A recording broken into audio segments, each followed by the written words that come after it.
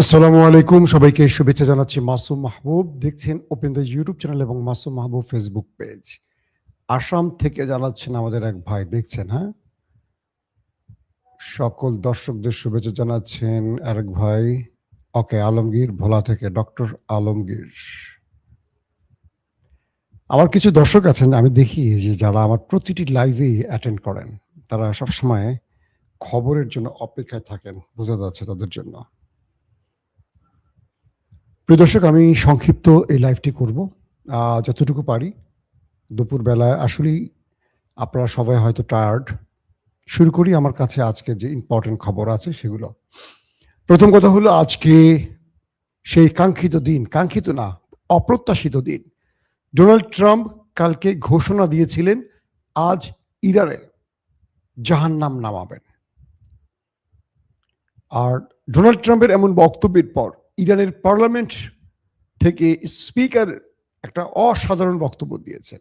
তিনি বলেছেন, ইরান তার সিদ্ধান্ত থেকে এক পা পেছনে যাবে না এবং ইরান শত্রুকে মোকাবেলায় তার সর্বোচ্চটা দিয়ে লড়াই চালিয়ে যাবে। এর পরপরই আমরা দেখলাম নেতা কাকুর বাড়িতে ব্যাপক অ্যাটাক শুরু হয়ে গেছে, তার দেশে আর কি, বাড়ি বলতে তার দেশ বোঝাচ্ছে। পাশাপাশি আরব রাষ্ট্রগুলোতে ধুমধারাক্কা শুরু হয়ে গেছে, মারপিট।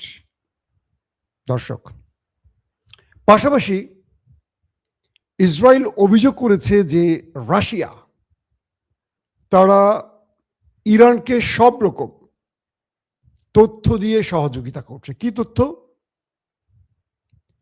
ইসরায়েলের কোন পজিশন থেকে কারা কিভাবে ইরানে অ্যাটাক করছে, পাইলটদের নাম, ঠিকানা, এভরিথিং রাশিয়া ইরানকে দিয়ে দিচ্ছে, আর ইরান সেই অনুপাতে টার্গেটগুলোতে হিট করছে। কে বলছে এটা?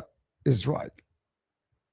অন্যদিকে এই যুদ্ধের মানে আজকে যে প্রায় 90-91তম ধাপ ইরান চালাচ্ছে, প্রায় 40 দিন হয়ে গেল। এই লড়াইতে শেষ পর্যন্ত আমেরিকাকে ইরানের পার্লামেন্টের স্পিকার বলেছে, তোমাকে আত্মসমর্পণ করতে হবে। চলুন আমি একটা একটা করে গুরুত্বপূর্ণ খবরগুলো দিচ্ছি। সন্দীপ থেকে দেখছেন মাহমুদুল হাসান ভাই, দাওয়াত দেন না তো সন্দীপের ভাইরা আমাদেরকে। সন্দীপ এত সুন্দর একটা জায়গা, আমার জীবনে একবার যাওয়া হলো না, কেউ জীবনে দাওয়াত দিল না আমাকে। আহা, এই দুঃখী মরে যাব। দর্শক, প্রথম যে খবরটি দিয়ে শুরু করতে চাই সেটি হলো, ইরান ইসরায়েলে ব্যাপক অ্যাটাক শুরু করেছে এবং যে মিসাইল বা ড্রোন দিয়ে অ্যাটাকগুলো করছে, এতে করে ব্যাপক ক্ষতির মুখে পড়ে গেছে দেশটি। আর তাই ইসরায়েল অভিযোগ করছে যে রাশিয়া ইরানকে সব রকম তথ্য দিয়ে এই যুদ্ধে ইসরায়েলের ক্ষয়ক্ষতি বাড়াচ্ছে। প্রশ্ন আসতে পারে না যে ইসরায়েল এই অভিযোগটি কি করে করে, যখন আমেরিকার মতো পরাশক্তি, সুপার পাওয়ার, তারা ইসরায়েলের হয়ে ইরানের বিরুদ্ধে লড়াই করছে এবং বলা হচ্ছে যে মানে কত হাজার অ্যাটাক ইরানে হয়েছে। এখন এই মুহূর্তে আজকে হয়তো হিসাবটা দিতে পারবো না, আমি 2-3 দিন আগে লাইভও বলেছি যে লক্ষ লক্ষ প্রায় অ্যাটাক হয়ে গেছে ইরানের মধ্যে। এবং কালকে না, আজ থেকে 3 দিন আগে ইরানে যে কমান্ডো অপারেশনটি আমেরিকা করেছিল, সেখানেও শুধু আমেরিকা নয়, ইসরায়েল যৌথভাবে ইরানে এই অপারেশনটি চালিয়েছে এবং দুপক্ষের ব্যাপক ক্ষয়ক্ষতির মুখে পড়েছে। ইসরায়েল বলছে এই হামলায় মানে এই অপারেশনে তাদের অনেক কমান্ডো নিখোঁজ হয়ে গেছে, মানে ওপারে চলে গেছে। ডোনাল্ড ট্রাম্প তিনি এই বিষয়টিকে স্পষ্ট স্বীকার না করলেও মার্কিন গণমাধ্যমগুলো বলছে ইরানের শক্ত প্রতিবাদে বা প্রতিরোধে বা প্রতিঘাতে এই দুটো দেশ ব্যাপক ক্ষতির মুখে পড়েছে। আমেরিকানরা প্রশ্ন তুলেছে যে মিস্টার ট্রাম্প 1 থেকে 1.5 ডজন এয়ারক্রাফট একজন পাইলটের উদ্ধারের নাম করে যে ক্ষতিগ্রস্ত করলো, এই অর্থ বা এই বিশাল খরচ আমেরিকানরা বহন করবে না ট্রাম্পের স্বেচ্ছাচারিতা বহন করবে? রাশিয়া স্পষ্ট আমেরিকাকে বলে দিয়েছে যে তুমি ইরানকে যে বারবার আলটিমেটাম দিচ্ছ, তুমি কে এই ধমকটি দেবার? রাশিয়া আমেরিকাকে বলছে, তুমি কখনো 48 ঘন্টা, কখনো 5 দিন, কখনো 10 দিন যে আলটিমেটাম দিচ্ছ, তুমি আলটিমেটাম দেয়ার কে? আমেরিকা রাশিয়ার এই প্রশ্নের উত্তর এখনো দেয়নি। তবে ডোনাল্ড ট্রাম্প কালকে বলেছেন আজ মঙ্গলবার পুরো ইরানে তিনি জাহান্নাম নামাবেন, পাথরের যুগে পাঠিয়ে দেবেন। এর উত্তরে ইরানের স্পিকার তিনি বলেছেন যদি ইরানের কোনো পাওয়ার প্ল্যান্টে, কোনো জ্বালানি প্ল্যান্টে একটি অ্যাটাক হয় তাহলে নেতানিয়াহুর দেশ এবং আরবের দেশকে পাথরের যুগে পাঠানো হবে। বুঝতে পারছেন? ইতিমধ্যে সৌদি আরব, আরব আমিরাত, কুয়েতে ব্যাপক অ্যাটাক শুরু হয়ে গেছে ইরানের পক্ষ থেকে। ইরান বলছে যদি ইরানের যে ক্ষেত্রগুলোকে টার্গেট করবে আমেরিকা, ইরান শত্রু সেই টার্গেটে হিট করবে। আমেরিকা কোন কোন টার্গেট সিলেক্ট করেছে ইরানের? প্রথমে পাওয়ার প্ল্যান্ট, সেকেন্ড ইরানের পানির প্ল্যান্টগুলো যেখান থেকে পানিকে শুদ্ধ করা হয়, শোধন করা হয়। 3 নাম্বার তাদের বিভিন্ন গুরুত্বপূর্ণ স্থাপনা। 4 নাম্বার ইরানের মিলিটারি বিভিন্ন স্টেশনগুলোকে টার্গেট করা হবে এবং তাদের সামরিক খাতগুলোকে টার্গেট করা হবে। উত্তরে ইরান বলেছে যে আমরা সেম প্রথমে গালফ কান্ট্রির মার্কিন স্বার্থ সংশ্লিষ্ট পাওয়ার প্ল্যান্টগুলোকে উড়িয়ে দেব এবং তিনি বলছেন যদি ইরানের বিদ্যুৎ ব্যবস্থায় হিট হয় পুরো আরবকে অন্ধকার করে ফেলব। আরবরা কখনো লোডশেডিং কি এটা জানেই না। আপনারা কি জানেন লোডশেডিং কি জিনিস? বাংলাদেশিরা? আমার মনে হয় এটা আপনাদেরকে প্রশ্ন করার চেয়ে বড় প্রশ্ন করতে হবে, বাংলাদেশে বিদ্যুৎ থাকে কখন? এখনো গ্রাম অঞ্চলে গেলে বাংলাদেশের, আমি যখন কোনো গ্রাম অঞ্চলে একটু বেড়াতে যাই, ঘুরতে যাই, বিদ্যুৎ দেখি না সারাদিনও, তো পাওয়ার ব্যাংক সঙ্গে নিয়ে যাই। পাওয়ার ব্যাংক ব্যাকআপ না দিতে পারলে গাড়ি চলমান থাকা অবস্থা গাড়ি থেকে মোবাইল চার্জ দেওয়া যায়, এইভাবে মোবাইলে চার্জ দিতে হয়। তো আরবের মানুষগুলো বিদ্যুৎ কখনো চলে যায় এটা ওরা জানেই না, কিভাবে বিদ্যুৎ যায়, লোডশেডিং কি জিনিস জানে না। তো ইরান বলছে যে তোমার পুরো দেশকে আমরা অন্ধকার করে ফেলবো যদি তুমি ইরানের কোনো পাওয়ার প্ল্যান্টে অ্যাটাক করো। দেখেন সেম, যদি তুমি আমার পানি শোধনাগারে হিট করো তাহলে আমি তোমার যেখান থেকে তুমি পানি শোধন করো, পানিকে শুদ্ধ করো বা রিফাইন করো, আমি সেগুলো উড়িয়ে দেব। এখন তুমি চিন্তা করো ডোনাল্ড ট্রাম্প আসলে একটা মহা বিপদে পড়েছে, কারণ ইরানের যেই জায়গাগুলোতে হিট করবে ইরান ঠিক সেই সেম পজিশনে ইতিমধ্যে হিট করে আসছে গত 40 দিন ধরে। আজকের খবর শোনেন, ইসরায়েলের গুরুত্বপূর্ণ অনেক জায়গা এখন আগুন জ্বলছে দাউ দাউ করে। ইরান সিরিজ অ্যাটাক করে যাচ্ছে মিসাইল এবং ড্রোন দিয়ে। আরবের ভেতরে হিট হয়ে গেছে, সৌদি আরবে হয়েছে, আরব আমিরাতে হয়েছে, কুয়েতে হিট হয়ে গেছে, ইসরায়েলের একটি তেলের ট্যাঙ্কারে হিট হয়ে গেছে, সেটা জ্বলে একটা ক্রুজ মিসাইল দিয়ে ইরান হিট করেছে, সেই জাহাজটি এখন চলছে। বিভিন্ন জায়গায় ইরান একেবারে ধুমধারাক্কা শুরু করে দিয়েছে হিট ইতিমধ্যে। আমেরিকার স্টার্ট হওয়ার আগে ইরান স্টার্ট করে দিয়েছে। তবে ইরান বলছে যে আমেরিকা এবং ইসরায়েল দাবি করেছিল, মোসাদের পক্ষ থেকে বা ইসরায়েলের মিলিটারিরা দাবি করেছিল বা রাষ্ট্রীয় কর্তৃপক্ষ দাবি করেছিল ইরানের মিসাইল প্রায় ফুরিয়ে আসছে। তাদের কাছে তথ্য আছে ইরানের আর কোনো মিসাইল লড়াই কন্টিনিউ করার মতো অবস্থা নেই।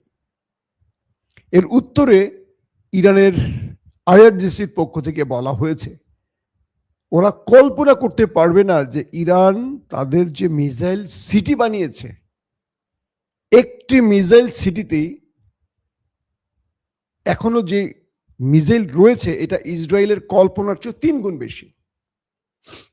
এটা কে বলছে? ইরানের পক্ষ থেকে বলা হচ্ছে যে একটি মিসাইল সেন্টারে যেই পরিমাণ মিসাইল এখনো অবশিষ্ট, একটি কি তাদের রয়েছে প্রচুর মিসাইল সেন্টার পাহাড়ের মধ্যে, পাহাড় কেটে কেটে। তারা বলছে যে একটি মিসাইল সেন্টারেই যে পরিমাণ মিসাইল এখনো মজুদ আছে এটা ইসরায়েলের তারা যে কল্পনা করছে তার চেয়ে 3 গুণ বেশি। এবং তারা কিছু ভিডিও রিলিজ করেছে, রানিং ভিডিও, এগুলো পূর্বের রেকর্ডকৃত বা আর্কাইভ ফুটেজ নয়। তার মানে ইরান শুধু লড়াই করছে না, প্রতিনিয়ত মিসাইল তৈরি করছে। তথ্য এসছে ইরানের কাছে রাশিয়া এবং চীন কিছু এক্সক্লুসিভ জিনিস পৌঁছে দিয়েছে ত্রাণের নাম করে। কি হতে পারে সেগুলো? অন্যদিকে ইরান যে দাবি করেছে তারা 100 বছরের অপেক্ষার একটি গেম চেঞ্জিং বিষয় দেখাতে যাচ্ছে বিশ্বকে, সেটা কি? সেটার জন্য এখনো আমরা অপেক্ষায় আছি। সবার আগে আপনাদের জানাবার চেষ্টা করব। কয়েকটি সূত্রের দাবি, ইরানের রাষ্ট্রীয় কর্তৃপক্ষ না, ইরানি কিছু সূত্রের দাবি, ইরান বিশ্বকে চমকে দেবার মতো কিছু করতে যাচ্ছে। কি সেটা আমি জানি না, আপনারা জানলে কমেন্ট করেন। তবে আমি ধারণা করছি ইরান নিউক্লিয়ার পরীক্ষা চালায় কিনা, এটা আমার একটা সম্ভাব্য ধারণা থেকে বলছি। তার পরের গুরুত্বপূর্ণ খবরটি কি?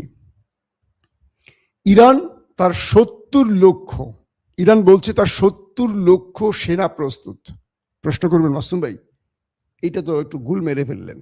না, ইরান যখন তার দেশের জন্য 10 লক্ষ স্বেচ্ছাসেবী ফাইটার সংগ্রহের ঘোষণা দিয়েছিল, তখন ইরানের ভেতর থেকে 70 লক্ষ আবেদন করেছে। এবার বিষয়টা ক্লিয়ার। অর্থাৎ ইরানের মার্কিন কমান্ডো নামার আগে ইরান 10 লক্ষ তার স্বেচ্ছাসেবী ফাইটার নিয়োগের ঘোষণা দিয়েছিল। ইরানের ভেতর থেকে 70 লক্ষ যুবক বা প্রাপ্তবয়স্ক তারা ইরানের সাথে যুদ্ধের জন্য, ইরানের পক্ষে শত্রুর বিরুদ্ধে যুদ্ধের জন্য নাম তালিকা এন্ট্রি করেছে। ইতিমধ্যে তাদেরকে বিভিন্ন ফরম্যাটে প্রশিক্ষণ দেয়া হচ্ছে এবং বলা হচ্ছে ইরানের মিসাইল নগরীর চারপাশে তাদেরকে প্রস্তুত রাখা হয়েছে, কারণ এত মিসাইল মারার জন্য তো প্রচুর লাগবে। এই মিসাইল নগরী থেকে তো মিসাইল বের করে হিট করতে হবে, এবং ইরান বলছে তাদের মিসাইল লঞ্চারেরও কমতি নেই, বরং পর্যাপ্ত আছে। শত্রুকে সারপ্রাইজ দেওয়ার জন্য ইরান প্রস্তুত। এবং এই 70 লক্ষ যুদ্ধ করবে কি করবে না, ইরান শুধু মেসেজ দিয়েছে 70 লক্ষ স্বেচ্ছাসেবী ফাইটার প্রস্তুত হয়ে গেছে তাদের, প্রয়োজনে তারা এদেরকে ব্যবহার করবে এবং ট্রেনিং চলছে এদেরকে ধারাবাহিক। বিশাল অঞ্চল তো ইরান, ছোট্ট একটি দেশ নয়, তাদেরকে বিভিন্ন জায়গায় ট্রেনিং দিয়ে প্রস্তুত করা হচ্ছে। এবং ইরান তার লাস্ট মেসেজ এটি দিয়েছে, আমেরিকা তুমি আত্মসমর্পণ করো, তোমার সময় ফুরিয়ে এসছে। এই কথা ইরান কখন বলে, কখন বলতে পারে? যখন ইরানের আত্মবিশ্বাস আকাশচুম্বী। বুঝতে পেরেছেন? এবং ইরানের স্পিকার একটা হৃদয় বিদারক বক্তব্য দিয়েছেন, ইরানিদেরকে প্রস্তুত থাকতে বলেছেন এই অন্ধকার চিরদিন থাকবে না, এই অন্ধকার কেটে যাবে, বিজয় আসবে। ইরান বলছে কোনো প্রকার যুদ্ধবিরতির জন্য আমেরিকার সাথে আলোচনা নয়, কারণ তাদেরকে আমরা বিশ্বাস করি না। বিশ্বাসঘাতক বা অবিশ্বাসী তারা, তাদেরকে আন্তর্জাতিক গ্রান্টার রাষ্ট্র দিতে হবে এবং তারা কোনো দুর্বল দেশ না। চীন, রাশিয়া, জাতিসংঘের মতো দেশ বা আরবকে আসতে হবে এবং আমেরিকাকে অবশ্যই গালফ ছেড়ে যেতে হবে, আরব ছেড়ে যেতে হবে এবং ইরানের উপর থেকে সকল নিষেধাজ্ঞা তুলতে হবে। এরকম বেশ কিছু শর্ত আমেরিকাকে চাপিয়ে দিয়েছে ইরান। এখন ডোনাল্ড ট্রাম্প এই শর্তগুলো মেনে নিলে তার রাজনীতি শেষ। ইতিমধ্যে তিনি মানসিকভাবে ব্যাপক চাপে রয়েছেন। গতকালকে রোববার আমেরিকার সময় গভীর রাতে তার হোয়াইট হাউসের আশপাশে ব্যাপক গোলাগুলির খবর পাওয়া গেছে। অন্যদিকে নেতা সাহেব তার দেশে ইরানের আক্রমণ মোকাবেলা করতে গিয়ে নাজেহাল হয়ে যাচ্ছেন, পারছেন না আর। ইরান বলছে সবে তো শুরু, আমেরিকা আমার দেশে যদি জাহান্নাম নামায় আমরা ওদের কিয়ামত নামিয়ে দেব। এখন দেখতে চাই কোন পজিশনে গিয়ে ঠেকে শেষ পর্যন্ত এই লড়াই। আবারও বলছি, আমরা কিন্তু যুদ্ধের পক্ষে না, শান্তির পক্ষে। এই যে অবস্থা খারাপ, তেল গ্যাস কিছু পাচ্ছি না, এক জায়গায় আটকে বসে আছি। অনেক গুরুত্বপূর্ণ সফর বাতিল হয়ে গেছে আমার, গাড়ি নিয়ে বেরোতে পারছি না, তেলও নাই, গ্যাসও নাই। কি করব বলেন? পৃথিবী অচল হয়ে পড়ছে। আমরা চাই এই লড়াই বন্ধ হোক। এবং ইরান তার যে অধিকার নিয়ে কথা বলছে সেই অধিকার পৃথিবী মেনে নেক। একটি রাষ্ট্র যুগের পর যুগ নিষেধাজ্ঞার মধ্যে আছে, অন্য রাষ্ট্ররা ইচ্ছে মতো সেখানে সে অ্যাটাক করবে, এটা তো আসলে বৈধ নয়। সভ্য মানুষের এই বিষয়গুলোকে নিয়ে প্রতিবাদ করা উচিত। আমরা শান্তির পক্ষে, যুদ্ধের পক্ষে নই। আল্লাহ হাফেজ।